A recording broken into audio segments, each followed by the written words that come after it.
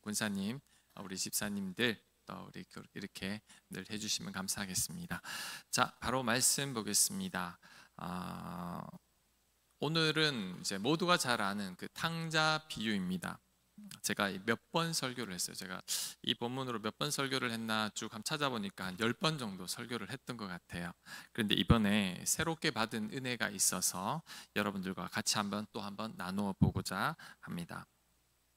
한 아버지에게 두 아들이 있었는데 둘째 아들이 아버지 유산을 달라고 했습니다. 그때 당시에는 살아있는 아버지께 유산을 달라고 하는 것은 아버지 좀 빨리 죽으면 안 될까요? 라는 말과 같습니다. 아주 호로자식이죠. 근데도 아버지는 아들에게 유산을 다 줬습니다. 그 몫으로. 그랬더니 그 아들이 그 유산을 가지고 허랑방탕하게 창녀들과 놀면서 다 탕진하고 나서 이제 죽을 고생하죠. 그리고는 아버지께 다시 돌아왔습니다. 그때 아버지가 이 아들을 얼마나 기쁘게 반가이 맞이했는지 모릅니다. 그 다음 이제 오늘 본문인데, 오늘 본문에서는 이런 이야기 나오죠. 그 형이 밭에서 일을 하고 집으로 돌아왔는데 집에서 풍악 소리가 들립니다. 종에게 묻죠. 이게 무슨 소리냐? 라고 했더니 아버지가 돌아온 동생을 위해서 잔치를 베푼 겁니다. 라고 말을 합니다. 이 말을 듣자 이제 형이 화가 납니다.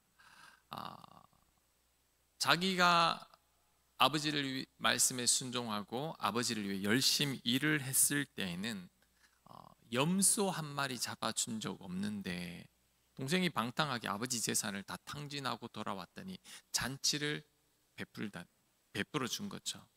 아버지에게 화가 났습니다. 아버지가 그 형을 달래도 그 말을 듣지 않습니다. 자, 여러분, 이 대목에서 형이 왜 화가 났을까요? 두 가지 이유 때문입니다. 첫 번째는 돈 때문이죠. 동생한테 유산을 나눠줬기 때문에 이제 나머지는 다 내 몫인데, 형의 몫인데 그 형의 몫을 비싼 송아지를 잡았으니까 아까운 거죠. 낭비인 겁니다.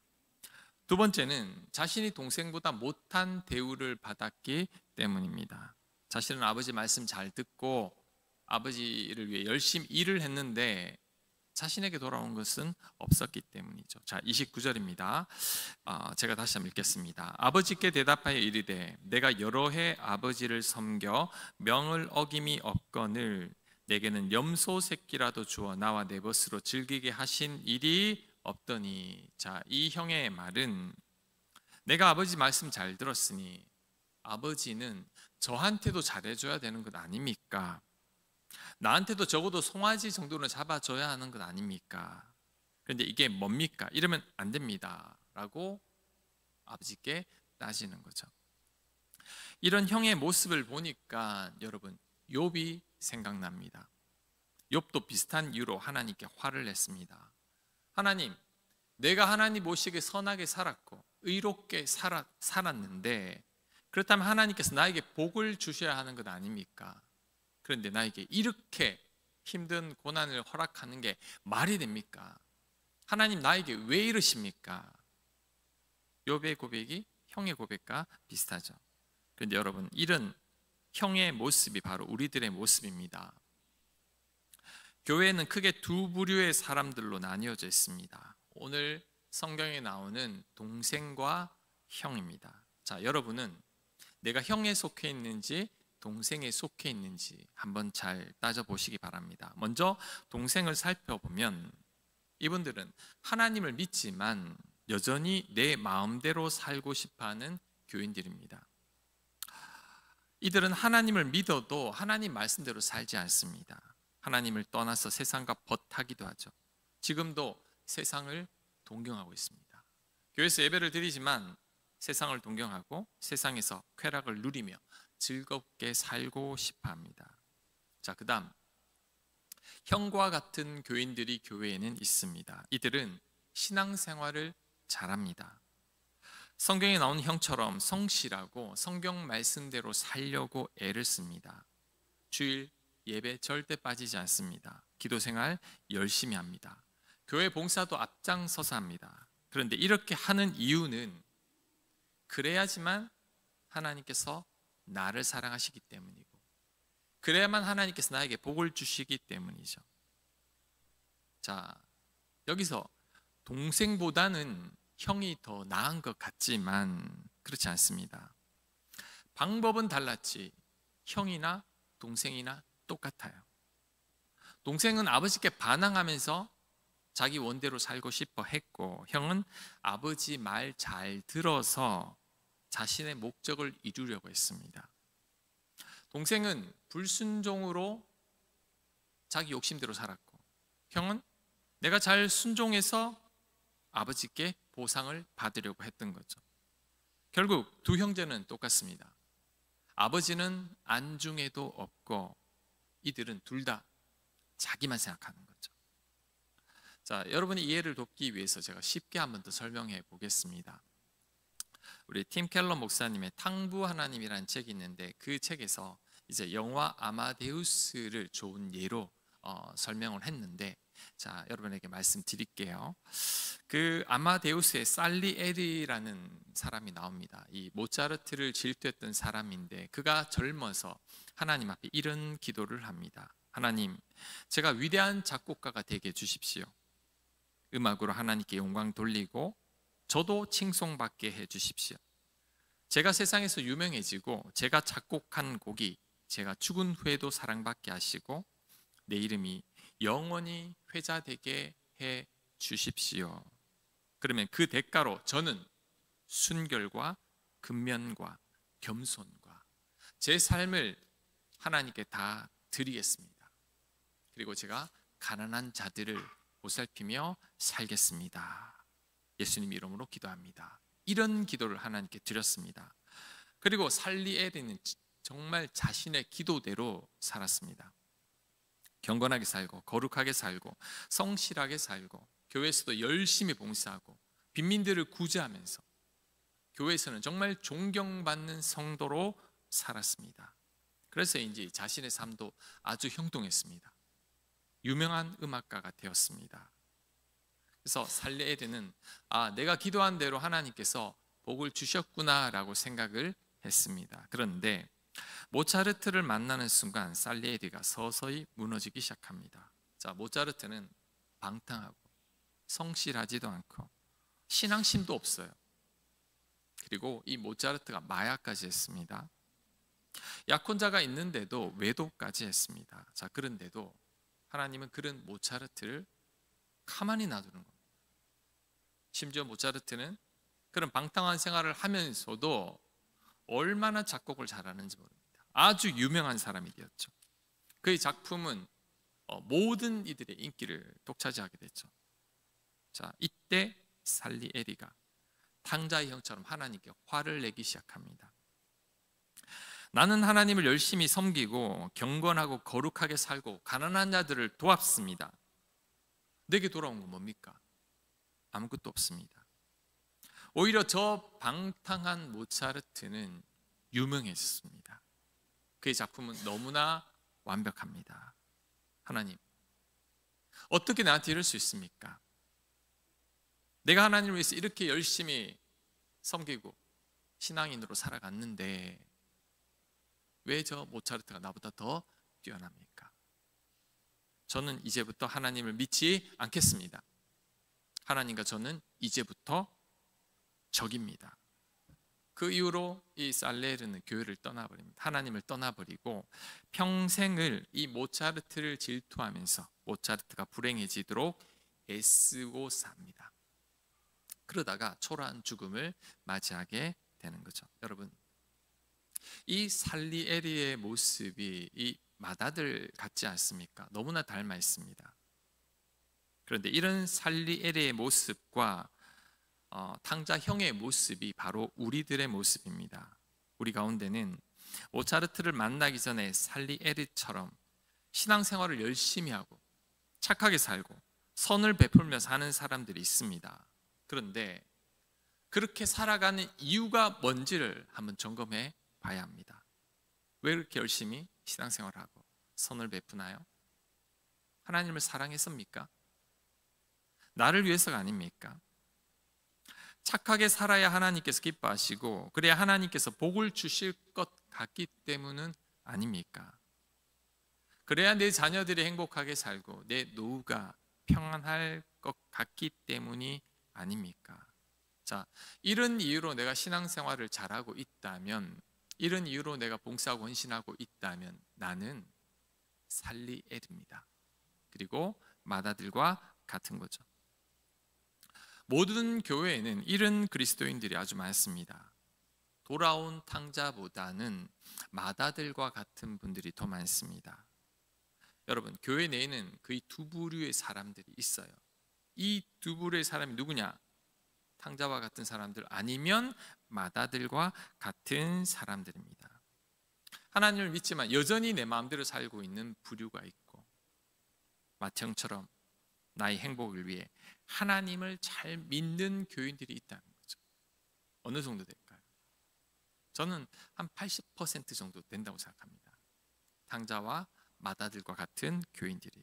그래서 참 그리스도인들, 참 제자들은 적다는 거죠. 특히 더 심각한 것은 여러분, 탕자가 아닙니다. 맏형입니다. 사람들은 탕자의 비유라고 알고 있지만 예수님께서 이 비유에서 설교하는 대상은 여러분, 탕자와 같은 자들이 아닙니다. 오히려 종교생활 열심히 하는 교인들을 향한 말씀입니다. 자, 오늘 누가복음 15장 1절 말씀 한번 볼게요. 자, 누구를 향하는 설교인지 설명하고 있습니다. 1절, 모든 세리와 죄인들이 말씀을 들으러 가까이 나아오니 바리새인과 서기관들이 수군거려 이르되 이 사람이 죄인을 영접하고 음식을 같이 먹는다 하더라. 예수께서 그들에게 이 비유로 이르시되, 여기서 그들이 누굴까요? 자, 그들에게 세 가지 비유를 설명하죠. 잃어버린 양들의 비유, 잃어버린 드라크마 비유, 그다음 잃어버린 아들 비유를 하는데 누구에게 하는 것이냐? 이 그들이 누구냐면 2절에 바리새인과 서기관들입니다. 즉 오늘 이 비유는 맏형과 같은 종교 지도자들인 바리새인들과 서기관들을 향한 말씀이죠. 탕자를 향한 설교 말씀이라기보다는 교회 생활을 열심히 잘 하고 있는 교인들을 향한 말씀입니다. 자, 그렇다면 이 비유를 통해서 예수님께서 우리들에게 하시고자 하는 말씀이 뭘까요? 자, 첫 번째, 내 인생의 주인은 하나님이시라는 거죠. 집 나간 아들은 자신이 자신의 인생의 주인이 되고 싶었습니다. 아버지 밑에 있기 싫었어요. 아버지 밑에서 구속받기 싫었던 거죠. 그래서 반항하고 유산을 받아서 집을 나간 겁니다. 여러분, 아담과 하와도 그렇습니다. 아담과 하와가 선악과를 따먹은 이유가 뭐죠? 나도 하나님처럼 되고 싶습니다. 내가 왜 하나님 밑에서 하나님 말씀만 들어야 합니까? 나도 독립하고 싶습니다. 나도 하나님처럼 되고 싶습니다. 내 인생의 주인이 되고 싶습니다. 그런 마음으로 선악과를 따먹은 거죠. 하지만 결과는 둘 다 비참했습니다. 탕자는 죽을 고생했고 아담과 하와는 에덴 동산에서 쫓겨나고 말았습니다. 여러분, 아직도 하나님 품을 떠나길 원하는 분들이 있습니까? 신앙생활하는 게 고리타분하고 세상이 더 즐겁고 복될 것 같습니까? 구속받기 싫고 여러분 마음대로 살고 싶습니까? 그러면 행복할 것 같습니까? 절대 아닙니다. 탕자와 아담과 하와를 생각해 보십시오. 불행해질 뿐인 거죠. 자, 맏형도 마찬가지입니다. 맏형도 자기 인생의 주인이 되고 싶었죠. 어떻게? 아버지 말씀을 잘 들어서 착하게 살아서 결국 아버지로부터 좋은 것들을 얻어내고 싶었던 거죠. 아버지로부터 더 많은 재산을 받고 싶었습니다. 그런데 이것도 내가 내 인생의 주인이 되어서 나의 방법으로 하나님을 이용하는 거죠. 내 의지와 노력으로 하나님을 통제하는 겁니다. 나의 종교적 열심이나 선행이나 봉사로 하나님의 복을 얻어내려고 하는 거죠. 이것도 내가 하나님 위에 있는 거예요. 내가 하나님을 따르고 하나님 말씀에 순종하는 게 아니라 내가 이런 식으로 해서 하나님이 내 요청을 들어주셔야 합니다. 결국 내가 하나님을 조종하려는 겁니다. 그런데 이렇게 사는 것도 좋아 보이지만 결코 그렇지 않습니다. 내 인생 내 힘으로 내 뜻대로 살면 좋을 것 같지만 인생이 피곤하고 지칠 뿐입니다. 자, 여러분, 지금까지 여러분이 여러분 인생의 주인이 되어서 살지 않았나요? 행복한가요? 잘 살고 있나요? 그렇지 않잖아요. 너무 힘든 인생 살고 있지 않습니까? 자, 우리들은 내가 내 인생의 주인이 되어서 내 마음대로 살면 좋을 것 같지만, 행복할 것 같지만 절대 그렇지 않습니다. 우리들은 하나님이 나의 주인이 될 때 진짜 행복해집니다. 여호와가 나의 목자가 되고 나는 그의 양이 되어서 따라다닐 때 내가 부족함이 없어지는 겁니다. 자, 마태복음 11장 28절 말씀 우리 같이 한번 읽겠습니다. 시작. 수고하고 무거운 짐진 자들아 다 내게로 오라. 내가 너희를 쉬게 하리라. 내가 내 인생의 주인이 되려는 것은 내 인생의 짐을 내가 지는 겁니다. 여러분, 힘들지 않나요? 주님 말하잖아요. 그러지 마. 나한테 와. 내가 들어줄게. 시편 55편 22절입니다. 네 짐을 여호와께 맡기라. 그가 너를 붙드시고 의인의 요동함을 영원히 허락하지 아니하시리로다. 아멘. 다 맡기고 하나님을 주인으로 인정할 때 우리가 비로소 짐을 내려놓게 되는 거죠. 자, 그 다음 갈라디아서 2장 20절 말씀 우리 같이 읽습니다. 시작. 내가 그리스도와 함께 십자가에 못 박혔나니 그런즉 이제는 내가 사는 것이 아니요 오직 내 안에 그리스도께서 사시는 것이라. 아멘. 자, 여러분 저를 보세요. 여러분이 예수님을 믿을 때 여러분 예수님과 함께 죽은 겁니다. 십자가에서 여러분 죽었어요. 이제 내 안에 그리스도께서 사신 거죠. 예수님이 사신 거죠. 그러면 우리는 그 예수님께 주도권을 넘겨야 합니다. 내가 내 인생의 주인이 되는 게 아니라 우리 주님이 주인이십니다. 나는 주님 따라 살겠습니다. 이렇게 해야 된다는 거죠. 그럴 때 복된 인생 살 수 있다는 겁니다. 자, 고린도전서 15장 31절도 마찬가지입니다. 형제들아 내가 그리스도 예수 우리 주 안에서 가진 바 너희에 대한 나의 자랑을 두고 단언하노니 나는 날마다 죽노라. 왜 죽죠? 왜 날마다 죽죠? 내가 죽어야 내가 내 인생의 주인이 되지 않거든요. 내가 죽고 주님께 모든 주도권을 양보할 때 주님이 나의 진짜 주인님이 되시는 거죠. 여러분, 주님이 무엇의 약자냐면 주인님의 약자입니다. 그래서 우리가 주님이라고 할 때는 하나님이 나의 주인님이시고 나는 그에 따르는 종이라는 거죠. 이런 마음으로 살아갈 때 우리가 복된 인생 살아가게 되는 거죠. 여러분, 다시 말씀드립니다. 여러분이 여러분 인생의 주인이 되는 것은 엄청난 짐을 지고 사는 겁니다. 그리스도인들은 그렇게 살면 안 됩니다.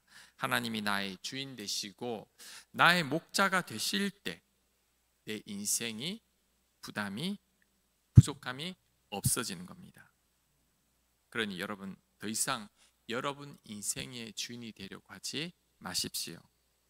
하나님께 맡기고 하나님을 나의 주인으로 인정하며 사는 여러분들 되시길 간절히 축원합니다. 아멘. 자, 두 번째 말씀, 오늘 이 말씀이 주는 교훈은 하나님과 함께 동행하는 것이 최고의 복이라는 겁니다.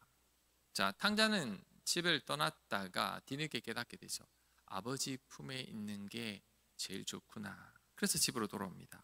그런데 맏아들은 그것을 깨닫지 못하고 있습니다. 아버지 품 안에 있으면서도 자기 뜻대로 안 되자 아버지께 화를 냈습니다. 자, 이 아들에게 하신 아버지의 말씀을 기억해야 합니다. 자, 31절 제가 읽습니다. 아버지가 이르되 예 너는 항상 나와 함께 있으니 내 것이 다 네 것이로되. 자, 내가 너와 항상 함께 있으니. 여러분, 이 말씀이 의미하는 바가 뭘까요? 나와 함께 있으면 됐잖아. 나와 함께 있는 것만으로도 충분하단다. 네가 나와 함께 있으면 내게 다 네 것인데 왜 불만을 품니? 그런 거죠. 여러분, 하나님께서 나와 함께 하시는 것만으로도 충분합니다.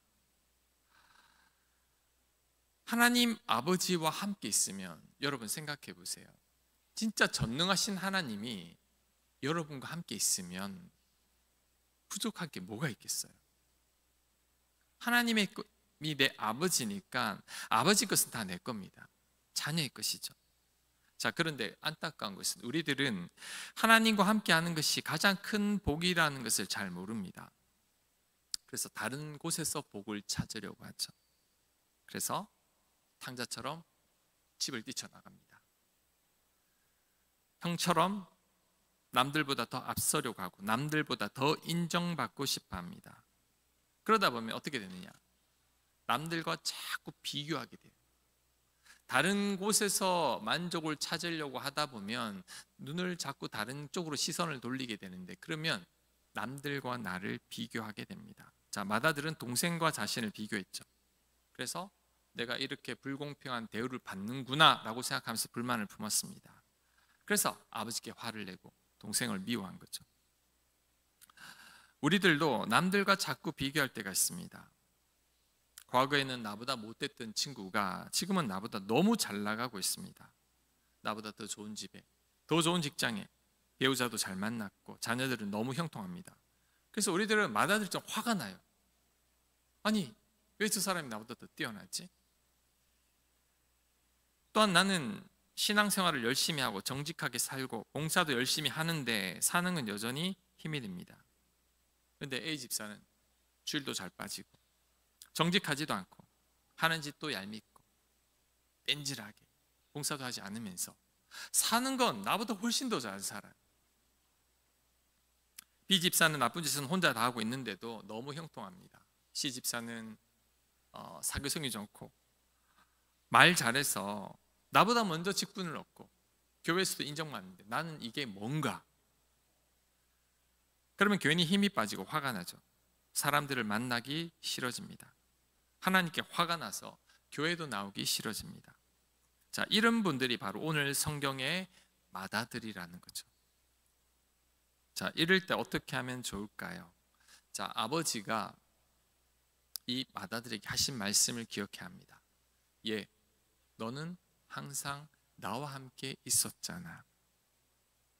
나와 함께 있으면 내 것이 다 네 거란다. 여러분, 전능하신 하나님이 나와 함께 하신다는 게 얼마나 큰 복인지 모릅니다. 그래서 찬송가에도 이런 게 있죠.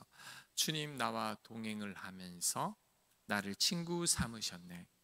우리 서로 받은 그 기쁨을 알 사람이 없도다. 하나님과 함께 하는 것이 얼마나 큰 복인지를 아는 사람은 그 기쁨이 너무나 커서 알 사람이 없다라고 말을 하는 거죠. 그런데 우리들은 그걸 잘 모릅니다. 여러분들도 하나님과 함께 하는 것이 얼마나 큰 기쁨인지를 잘 모른다는 거죠. 그래서 우리들은 그 기쁨을 다른 곳에서 잘 찾으려고 하죠. 탕자처럼 집 나가서 찾으려고, 탕자의 형처럼 세상에서 성공하고 출세하고 대접받고 남들보다 앞서고 싶어 합니다. 하지만 그런다고 행복하게 사는 건 아닙니다. 치열한 경쟁 속에서 살아야 할 뿐이라는 거죠. 여러분, 진정한 행복은 하나님께서 나와 함께 하실 때 이루어집니다. 하나님께서 나와 함께 하심이 완전히 믿어질 때. 자, 여러분 중요합니다. 자, 저를 한번 주목해 보세요. 머리로는 알아요. 하나님 함께 하시는 거 압니까? 알아요. 근데 이것이 머리로 아는 게 아니라 정말 내 삶 속에 그대로 온전히 믿어져야 한다는 거죠. 만약에 지금 여러분이 행복하지 않다면, 아직 불안과 염려가 가득하다면, 스스로에 대한 불만과 열등감이 가득하다면 아직도 하나님께서 여러분과 함께 하신다는 것이 완전히 믿어지지 않는 겁니다. 여러분에게 염려가 있고 불안하고 어떤 열등감이 시달리고 있다면 아직도 머리로는 알고는 있는데 내 삶으로는 하나님께서 나와 함께 하신다는 게 믿어지지 않고 있다는 거죠. 자, 고린도전서 3장 16절 말씀 한번 볼게요. 우리 같이 한번 읽겠습니다. 시작. 너희는 너희가 하나님의 성전인 것과 하나님의 성령이 너희 안에 계시는 것을 알지 못하느냐. 자, 여러분이 예수님을 믿을 때 하나님께서 성령님을 선물로 주셨습니다. 그래서 여러분이 하나님을 믿는다는 것은 하나님의 영이신 성령께서 여러분 안에 있는 거죠. 성령께서 여러분 안에 있는 겁니다. 자, 물어볼게요. 여러분 안에 하나님의 영이신 성령께서 거하심을 믿으십니까? 정말 믿으세요? 그러면 여러분 이제 걱정하지 않겠네요? 염려하지 않습니까? 염려하고 하나님이 내 안에 있는 것을 믿지만 내가 아직 염려하고 걱정한다는 것은 여러분 완전히 믿는 건 아닙니다. 제 딸이 고등학생인데 지금도 자다가 무서운 꿈 꾸면 옵니다. 이제 엄마 아빠 방으로 와서 침대 옆에 누워요. 그럼 잡니다. 왜 안 무서울까요? 엄마 아빠가 옆에 있으니까. 엄마 아빠가 옆에 있으니까 더 이상 무섭지 않다는 거죠. 우리에게도 적용해 봐야 합니다. 여러분이 만약에 하나님께서 여러분 안에 여러분과 함께 하신다는 게 완전히 믿어집니다. 별로 걱정될 게 없어요. 왜? 아버지가 옆에 있는데. 내가 잘못되면 책임져 주실 건데. 나를 도와주실 건데. 왜 걱정합니까? 왜 염려합니까? 하나님이 나와 함께 하심을 우리가 온전히 믿지 못하기 때문에 지금도 여전히 염려하고 불안하고 기쁨이 없는 거죠. 그래서 탕자와 마다들처럼 자기 원대로 살아가려고 애를 쓰는 겁니다. 그래서 여러분 오늘부터 하나님께서 여러분 안에 계시다는 것을 깊이 생각해야 합니다. 깊이 묵상해야 합니다. 이게 완전히 믿어져야 합니다. 그럴 때 탕자처럼 집 나가는 일도 없고 마다들처럼 불평하는 일도 없습니다. 제가 목사지만 갑자기 염려가 몰려올 때가 있어요. 불안할 때가 있습니다. 두려울 때가 있습니다. 그 이유는 내가 내 안에 계시는 하나님을 의식하지 못하고 있기 때문이죠. 저는 두려울 때 불안할 때 기도의 자리로 나가서 계속 생각합니다. 하나님이 내 안에 있어. 여호와는 나의 목자시니 내가 부족함이 없을 거야. 그것만 생각합니다. 하나님이 내 안에, 주가 내 안에. 오늘 이 말씀, 너는 나와 항상 함께 있었잖니. 이 말씀, 그게 완전히 믿어지면 여러분 두려움이, 염려가 사라지기 시작합니다. 그래서 우리가 정말 부러워해야 될 사람들은 여러분 세상에서 형통한 사람이 아닙니다. 근데 우리들은 세상에서 형통한 사람들을 부러워하죠. 또 많은 사람들, 지위가 높은 사람들. 근데 우리들이 정말 부러워해야 할 사람들은 하나님이 함께 하심을 온전히 믿고 살아가는 사람들입니다. 자, 에녹은 300년 동안 하나님과 동행했죠. 그러다 하나님과 함께 하늘로 올라갔잖아요. 부럽죠. 요셉, 주변 사람들이 요셉과 함께 하신 하나님을 직접 봤어요. 늘 하나님과 함께 하는 사람이죠. 그러니 이들은 형통할 뿐만 아니라 더 이상 부러울 게 없는 거죠. 오늘 아버지가 마다들에게 했던 말씀, 너는 항상 나와 함께 있었잖니 라는 이 말씀을 여러분 마음에 새게 합니다. 이 말씀이 믿어져야 합니다. 이런 사람은 더 이상 필요한 게 없습니다. 삶이 두렵지 않아요. 왜? 하나님이 나와 함께 하고 있기 때문이죠. 여러분, 하나님께서 여러분과 지금도 함께 하고 계십니다. 지금 여러분 안에 거하고 계십니다. 믿어질 때까지 깊이 묵상하십시오. 그래서 온전히 믿어서 이 땅에서 만족한 삶을 살아가는 여러분들 다 되시길 간절히 축원합니다. 아멘. 자, 세 번째, 은혜로 시작한 우리들은 끝까지 은혜로 마쳐야 합니다. 자, 오늘 두 아들을 대하는 아버지의 태도를 한번 살펴볼게요. 재산을 다 탕진하고 돌아온 이 막내 아들에게 아버지가 화를 냈습니까? 아닙니다. 정말 이 못된 아들이죠.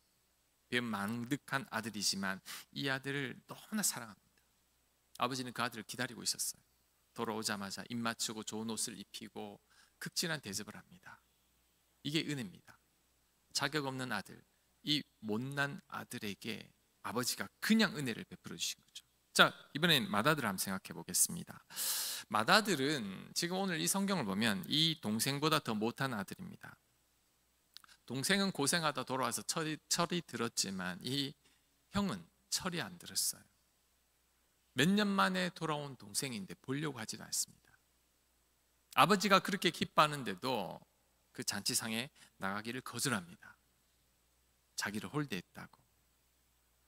자, 이런 맏아들을 어떻게 아버지가 대하고 있느냐 하면 혼내지 않습니다. 너 동생한테 어떻게 그렇게 대하니? 나무라지 않습니다. 조용히 타이르고 달래고 있습니다. 얘, 너는 나와 항상 함께 있었지 않니? 내게 다 네 건데 왜 그러니? 네가 좀 참으렴.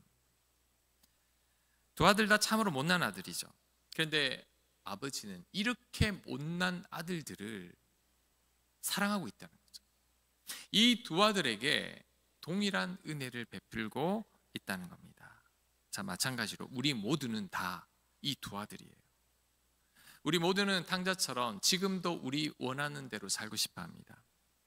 우리 모두는 맏아들처럼 우리 자신의 행복과 평안에만 관심이 있어요. 우리 모두는 남들과 비교해서 앞서고 싶어 하고 내 형제도 제대로 사랑하지 못합니다. 우리 모두는 하나님께 감사하기보다 지금도 하나님을 나의 행복을 위한 수단이나 도구로 생각하죠. 하나님, 내가 이렇게 기도했으니 복 주셔야 합니다.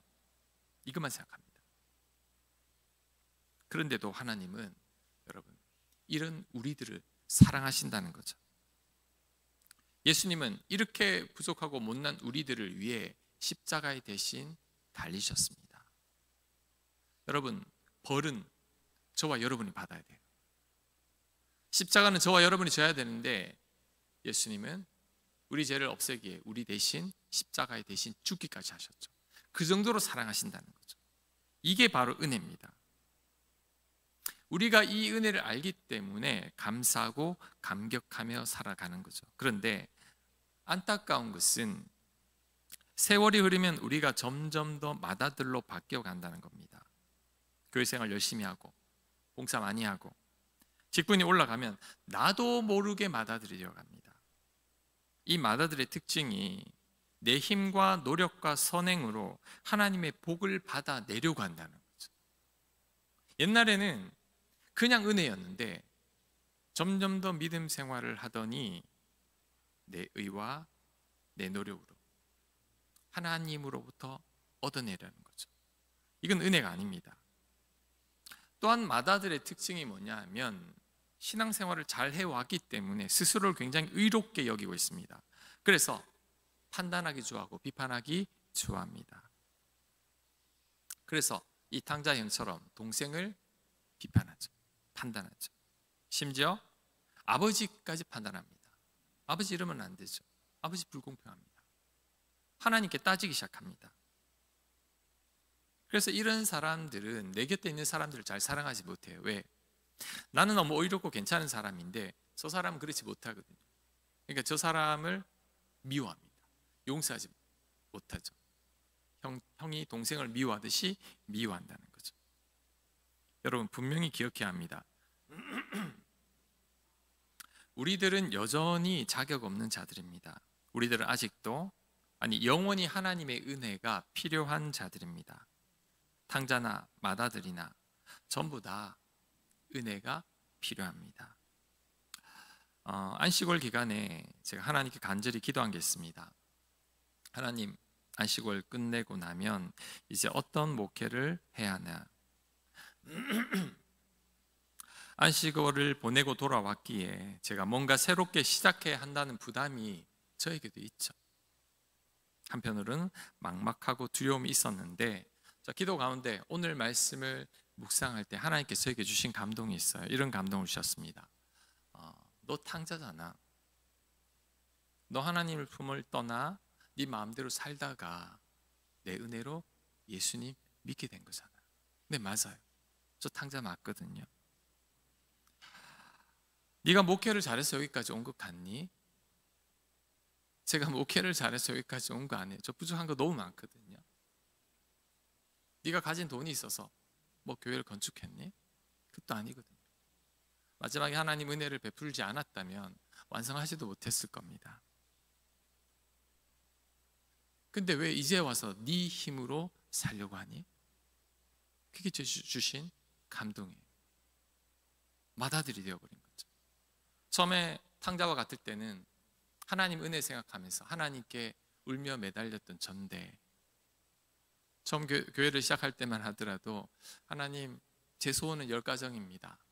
필요 없습니다. 하나님 그것만 주세요 라고 하나님 은혜를 구했던 저였는데, 이제 어느 정도 되고 나니 어떻게 하면 하나님 교회를 건강하게 잘 이끌어갈 수 있을까요? 내 어깨에 힘이 들어간 거죠. 내가 한번 해보려는 거죠. 하나님 주신 말씀은 처음에도 은혜였지만 너는 마지막까지 은혜다. 탕자나 맏아들이나 하나님의 은혜로 살아가는 것이지 너네 힘으로 살아가는 것은 아니란다. 하나님이 주신 말씀입니다. 여러분, 은혜라는 것이 탕자에게만 필요한 게 아니에요. 맏아들에게도 필요합니다. 아니, 맏아들은 교만해져 있기 때문에 오히려 은혜가 더 필요합니다. 다시 말씀드리면 여러분, 이 중에는 맏아들이 더 많아요. 여러분에게는 은혜가 필요 없는 게 아니라 더 필요합니다. 왜? 여러분도 모르게 스스로가 의로워져 있고 괜찮은 줄 알고 믿음이 있는 줄 알고 하나님 앞에 인정받는 자로 생각하고 있다는 거죠. 아닙니다. 여러분에게 은혜가 더 필요합니다. 우리는 하나님 은혜로 구원받은 자들이고, 그리고 어느 정도 믿음이 있다고 해서 이제 은혜가 필요 없는 게 아니라 지금도 은혜가 필요해요. 더 필요합니다. 그런데 우리들은 스스로가 믿음이 있다고 생각하고 이제는 내 힘과 내 의와 내 노력과 내 공로로 살려고 하죠. 내가 뭔가를 자꾸 시작하려고 합니다. 그러니까 은혜로 시작했다가 공로로 바뀌어가는 거죠. 나도 모르게 점점 더 맏아들이 되어가고 있는 겁니다. 그래서는 안 됩니다. 처음에 여러분이 예수님 믿게 되었을 때 그 은혜를 기억해야 합니다. 그때 어땠나요? 감사하고 감격하지 않았나요? 나 같은 죄인을 택해 주신 그 은혜, 구원해 주신 그 은혜 노래하지 않았나요? 그때 겸손했잖아요. 지금 그 겸손이 더 필요합니다. 왜? 교만한 맏아들이 되어버렸기 때문이죠. 더 엎드려야 합니다. 더 부족한 죄인임을 고백하고 하나님의 은혜를 갈구해야 한다는 거죠. 자, 그럴 때 하나님께서 은혜를 베풀어 주십니다. 탕자나 형이나 하나님 은혜가 필요합니다. 우리들 또한 하나님의 은혜가 필요한 거죠. 은혜로 시작한 우리들은 오직 끝까지 은혜로 마쳐야 합니다. 그래서 이제는 더 이상 여러분 두 아들처럼 살아서는 안 됩니다. 탕자처럼 내가 원하는 대로 살아서는 안 되고, 맏아들처럼 교만해져서 하나님을 나를 위한 도구처럼 생각해서도 안 된다는 거죠. 자, 그렇다면 이제 어떻게 살아야 할 것인가? 자, 오늘 설교 제목입니다. 오늘 설교 제목이 새 아들 이야기죠. 이거 목사님 미스프린트 아닙니까? 두 아들 이야기 아닙니까? 아닙니다. 새 아들 이야기입니다. 이 세 번째 아들이 누구냐면 제가 상상한 아들인데 맏아들과 이 탕자 사이에 있는 둘째 아들입니다. 아버지가 이 아들을 기뻐하죠. 자, 이 아들은 어떻게 행동했느냐? 아버지께 유산을 달라고 하지 않아요. 내가 내 인생의 주인이 되겠다고 아버지한테 유산 달라고 하지 않습니다. 왜? 아버지 품 안에 있는 게 제일 좋기 때문에. 아버지 한 분만으로 충분히 만족하고 있기 때문에 유산 달라고 하지 않아요. 그 다음 집 나간 동생을 찾아다닙니다. 집으로 돌아오게 하려고. 왜? 아버지가 동생을 너무 그리워하니까. 아버지 기쁨을 위해서 동생을 찾아러 다니죠. 그리고 동생이 집으로 돌아왔을 때에는 아버지처럼 기뻐합니다. 왜? 아버지가 너무 기뻐하니까. 아버지의 기쁨이 나의 기쁨인 거죠. 그 다음 맏형을 달랩니다. 형, 아버지가 이렇게 기뻐하잖아. 형이 좀 참어. 아버지 거 다 형 건데 형 왜 그래? 형이 좀 이해해줘. 이 세 번째 아들은 여러분 아버지가 좋으면 나도 좋습니다. 아버지를 너무나 사랑하기 때문이죠. 다른 건 필요 없어요. 그냥 아버지와 함께 있는 것만으로 충분합니다. 여러분 우리가 이 아들이 되어야 합니다. 맏아들이 되었어도 안 되고 탕자가 되었어도 안 되고 이 세 번째 아들이 되어야 합니다. 그럴 때 가장 행복합니다. 가장 복된 인생 살게 됩니다. 또한 우리 교회가 여러분 세 번째 아들이 되어야 합니다. 집 나간 동생 찾으러 가야 합니다. 상처받은 내 형제들 잘 챙겨야 합니다. 하나님의 기쁨이 우리의 기쁨이어야 하는 거죠. 이제 작년에 건축 마치고 이제 원래 이 건축 정비하고 막 어수선하느라 그냥 1년이 날아가 버린 것 같아요. 하나님 마음을 잘 헤아려 드리지 못한 것 같습니다. 우리 교회는 이제는 나만 생각하는 교회가 되면 안 됩니다. 탕자와 맏아들은 자기들밖에 몰라요. 자기 행복만 생각하죠. 자기 돈만 생각하죠. 우리 교회는 그래서는 안 됩니다. 하나님의 마음이 뭘까? 어떻게 하면 하나님의 마음이 시원케 해드릴 수 있을까? 답은 나와 있습니다.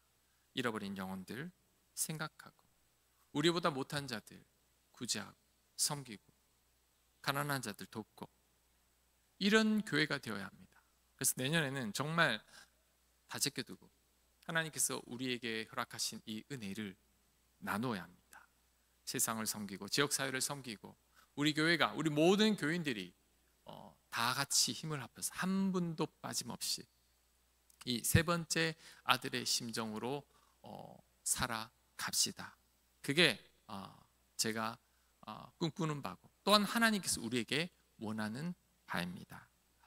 자, 오늘 이 말씀을 계기로 또 우리 교회가 한번 새롭게 출발했으면 합니다. 자, 그런 의미로 우리 종탑에 있는 우리 교회의 목표와 같은 말씀이죠. 우리 요한복음 15장 5절 말씀인데 우리 같이 한번 읽겠습니다. 시작.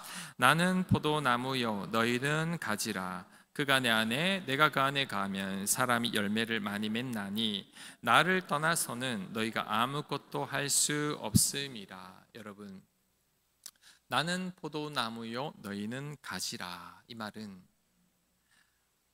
우리가 주인이 아니라 하나님이 내 주인입니다 라는 뜻입니다.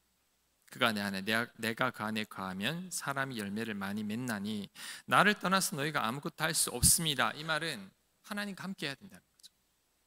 그리고 하나님 은혜로만 산다는 그 뜻입니다. 이 말씀을 기억하면서 교회 오시고 나가실 때마다 말씀을 보고 묵상하면서 여러분 늘 하나님과 함께 하나님의 뜻을 헤아리며 하나님을 주인으로 고백하며 살아가는 여러분들 되시길 간절히 축원합니다. 아멘.